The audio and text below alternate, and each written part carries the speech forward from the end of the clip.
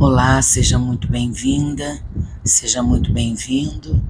Você que vai ler e meditar na palavra comigo hoje. Nós vamos fazer a leitura do livro de Jó, capítulo 24, e meditar sobre esse capítulo, amém? Vamos orar. Querido Deus, graças te dou, Senhor, por mais um dia único que o Senhor preparou para cada um de nós. Pai querido, abre a nossa mente, o nosso entendimento, o nosso coração para receber a Tua palavra que é santa, que é viva e eficaz. Fala conosco através dessa leitura. Enche esse ambiente com o Teu Santo Espírito, que nada nos distraia e nos tire o foco. Essa é a oração que eu faço em nome de Jesus. Amém. Amém, irmãos? Diz assim a palavra do Senhor. Porque o Todo-Poderoso não designa tempos de julgamento, e porque os que conhecem não veem tais dias. Aos que removem os marcos de divisa, roubam os rebanhos e os apacentam. Levam o jumento que pertence ao órfão e como penhor ficam com o boi da viúva. Desviam o caminho dos necessitados e os pobres da terra, todos têm de se esconder. Como jumentos selvagens no deserto, os pobres saem para o seu trabalho à procura de alimento. Em campo aberto, encontram comida para eles e para os seus filhos. Cortam o seu pasto no campo e apanham as uvas que ficaram nas vinhas dos ímpios. Passam a noite nus por falta de roupa e não têm cobertas contra o frio. São encharcados pelas chuvas das montanhas e por falta de abrigo. Abraçam-se às rochas. Órfãozinhos são arrancados do peito e dos pobres se toma penhor. Os pobres andam nus, sem roupa e famintos, carregam os feixes. Entre os muros desses perversos, espremem um azeite, pisam as uvas do lagar, enquanto padecem sede. Desde as cidades gemem os que estão para morrer, e a alma dos feridos pede socorro, mas Deus não considera isso anormal. Os perversos são inimigos da luz, não conhecem os seus caminhos, nem permanecem nas suas veredas. O assassino se levanta de madrugada, mata o pobre e o necessitado, e de noite se torna ladrão. O olho do adúltero aguarda o crepúsculo, dizendo: ninguém me verá, e cobre o rosto. Nas trevas os ladrões invadem as casas, mas de dia ficam escondidos. Não querem nada com a luz, pois amanhã é para todos eles como sombra da morte, mas os terrores da noite lhes são familiares. Os perversos são levados rapidamente na superfície das águas. A porção deles na terra é maldita, e por isso já não andam pelo caminho das vinhas. A seca e o calor desfazem nas águas da neve. A sepultura faz o mesmo com os que pecaram. A mãe se esquecerá deles, os vermes os comerão com gosto. Nunca mais haverá lembrança deles. A injustiça será quebrada como uma árvore. Maltratam as estéreis que não têm filhos e não fazem o bem às viúvas. Mas Deus, por sua força, prolonga os dias dos valentes. Eles se veem em pé quando desesperavam da vida. E lhes dá descanso, e nisso se apoiam, mas os olhos de Deus estão atentos aos caminhos deles. São exaltados por breve tempo, depois passam colhidos como todos os demais são cortados, como as espigas do trigo.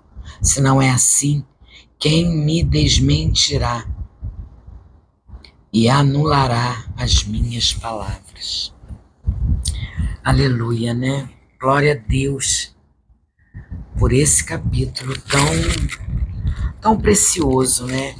Que nos mostra e nos fala dos maus que roubam, dos pobres que são explorados pelos maus, dos perversos, assassinos, adúlteros e ladrões. Nos mostra que Deus, ele atenta ao perverso, e esse capítulo vai nos ensinando, mesmo a gente achando que Deus não está vendo, nada escapa aos olhos do Senhor. E fazendo uma reflexão desse capítulo para os nossos dias, eu vejo esse capítulo como uma passagem que continua a ressoar em nossos dias. Ela destaca a realidade da injustiça e do sofrimento que ainda enfrentamos em nossas sociedades. Nós vemos exemplos diários de opressão, de exploração, de abuso de poder em todo o mundo. E muitas vezes parece que Deus está silencioso em face a tudo isso. Mas na verdade, meu irmão, é que Deus não é indiferente à injustiça, ao sofrimento humano. Como cristãos, nós podemos confiar que Deus é um juiz justo e que, eventualmente, Ele julgará os ímpios e recompensará os justos. No tempo certo, nós devemos nos esforçar para defender os mais vulneráveis, os mais oprimidos em nossa sociedade, trabalhando para criar comunidades mais justas e amorosas. A passagem desse capítulo nos lembra da importância da honestidade e da transparência em nossas ações. Não devemos ocultar nossas ações e motivações em segredo, mas devemos buscar viver vidas transparentes e sinceras, confiando, meu irmão e minha irmã, na graça e no perdão divino, para nos ajudar a superar nossos pecados, nossas falhas, nossos erros. Precisamos confessar nossos pecados, precisamos ser transparentes. Como cristãos, também devemos lembrar que a justiça de Deus pode ser adiada, mas não negada. Devemos confiar que Deus é justo e que a sua justiça será realizada, mesmo quando não podemos entender completamente seus caminhos. Essa confiança que depositamos no Senhor, que temos no Senhor, é ela que nos ajuda a permanecer firmes em nossos valores e convicções, mesmo quando enfrentamos a injustiça e o sofrimento em nossas vidas. Como disse Charles Spurgeon em sua pregação, ele diz assim, que possamos confiar em Deus em todas as coisas e trabalhar para promover a justiça e a bondade em nossas vidas e comunidades. E que possamos confiar que, embora a justiça possa parecer estar atrasada, ela será realizada. A verdadeira prosperidade e a paz serão encontradas em uma relação correta com Deus e com os outros. Amém, né, irmãos? Que maravilha, né, essa passagem. Que maravilha esse capítulo.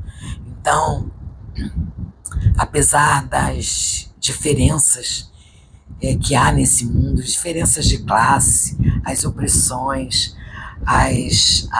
os desprezos, né? Porque as pessoas desprezam umas outras, infelizmente. Isso tudo, Deus está vendo. Deus é o justo juiz. Então a gente precisa confiar que o julgamento virá na hora certa e que pertence a Ele, somente a Ele. Nós devemos fazer a nossa parte. Amém, irmão? Vamos orar então, agradecendo por essa leitura e pedindo a Deus sabedoria e discernimento para entender qual é a nossa função aqui como filhos dele, como servos dele. Pai querido, obrigada por essa leitura, por esse capítulo. E eu oro, Senhor. Eu oro por todo aquele que sofre de injustiça e opressão nesse mundo. Eu oro, Senhor Deus, para que o Senhor traga justiça e libertação para aqueles que sofrem em meio a tais circunstâncias. Eu oro também, Senhor, que o Senhor Deus nos ajude a viver vidas transparentes e sinceras, sem esconder nossos pecados e falhas, que a gente não mantenha isso em segredo, que a gente se derrame aos teus pés e seja humilde em reconhecê-los. Ah, Pai amado, eu oro por sua confiança, pela confiança que devemos ter dia após dia, mais e mais na sua justiça. Embora a injustiça e o sofrimento possam parecer predominantes em nossa sociedade, que o Senhor sempre nos lembre da importância de colocar tudo em suas mãos e confiar em Ti. Por isso eu oro que o Senhor nos ajude a manter a nossa confiança em Ti, mesmo quando enfrentamos dificuldades e injustiças em nossas vidas, porque o Senhor cuida de cada detalhe de nossas vidas. Essa é a oração que eu faço. Essa é a oração que eu faço, querido Deus, com perdão dos meus pecados, em nome de Jesus. Amém. Amém, irmãos. Deus abençoe infinitamente vocês.